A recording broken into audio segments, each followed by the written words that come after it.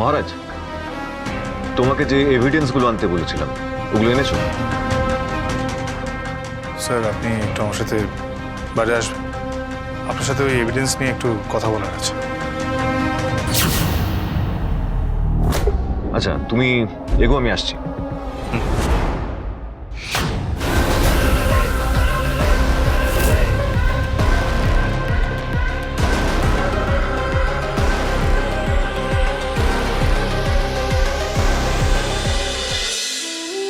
এবার অন্তত একটু আলোর দিশা দেখতে পাচ্ছি, জানিস তো ভাই। হ্যাঁ রে দিদি, সবকিছু ঠিক না হোক, অন্তত কিছুটা ক্ষতি তো পূর্ণ হবে। ঠিক বলেছিস ভাই। মায়ের দেয়া গয়না বিক্রি করে আমি যে এতটুকুও করতে পারবো এটা তো ভাবতে পারিনি। সকালে গয়নার দোকানে ভদ্রলোক আমাকে কিছুটা টাকা দিয়েছিলেন, এখন ডেকে আবার এতগুলো টাকা দিলেন, আমি তো জানতামই না। যাই হোক, খুব উপকার হয়েছে জানিস তো। সবটাই বাবার আশীর্বাদ, জানিস তো। বাবা নিশ্চয়ই স্বর্গ থেকে আমাকে দেখছেন আর আশীর্বাদ করছেন।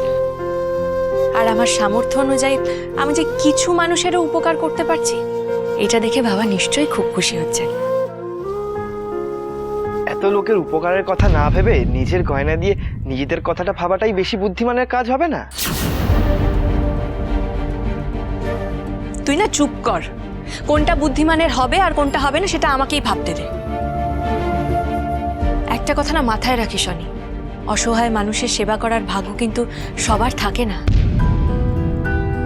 আমার বাবা মার আশীর্বাদ, আমার শ্বশুর মশাইয়ের আশীর্বাদ আর মিস্টার মাথা গরমের ভরসার জোরেই কিন্তু আমি সবটা করতে পারছি।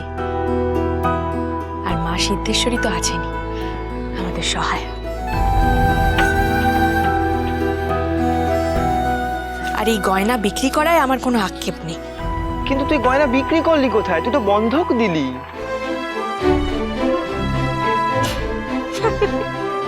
ওই দেখো, আরে কি হলোটা কি? আরে এই দিদি হাসছিস কেন? উফ, তুইও না। ওই দেখ আবার হাসছে। আরে কি হলোটা কি সেটা তো বল। অদ্ভুত তো। কি হলো স্যার, বাইক দাঁড় করালেন? এই বেটে, এই হ্যাঁ এই দেখ দেখ, পূজার অনি না? আরে হ্যাঁ স্যার। হ্যাঁ হ্যাঁ হ্যাঁ, কি করছে বলতে গেলে?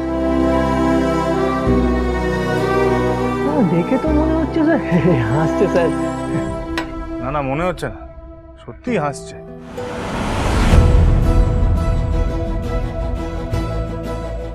ওটা তো একটা কি টাকার বান্ডিল না? এই দেখ না। হ্যাঁ স্যার, আমিও তো তাই দেখছি, অনেক টাকা।